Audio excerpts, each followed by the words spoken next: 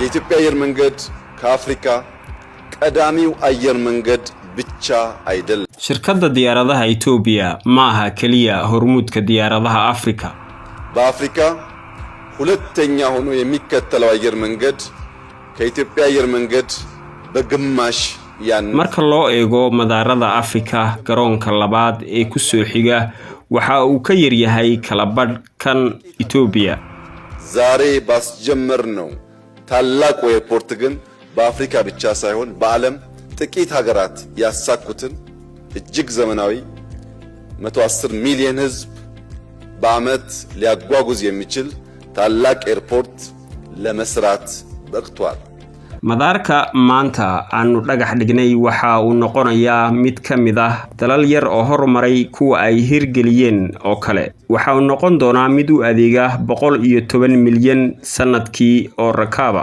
ዛሬ በሰማይ ላይ ለሚበሩ መርከቦች 130 ሚሊዮን ህዝብ የሚመጥን ወደብ በዚህ ስፍራ ስራ አስጀምረናል። maanta goobtan waxaan ka bilownay dekada maraakiibta duula oo u qalanta adeeg bixinta 130 milyan oo shacab ah. በፈረንጆች 2030 የመጀመሪያውን ፌዝ የ60 ሚሊዮን ፓሴንጀርስ እዚህ ቦታ እናስመርቃለን። halkan sanadka 2030ka waxaan daafuri doonaa wajigii hore ee madaarka kaasi oo u adeegi doona 60 milyan oo rakaaba. የአውሮፕላን ማረፊያ ሁለቱም ፌዞች ሲጠናቀቁ በርካታ የጀመርናቸው ሜጋ ፕሮጀክቶች ሲጠናቀቁ ኢትዮጵያ በአፍሪካ ቀዳሚው ኢኮኖሚን ትገነባለች።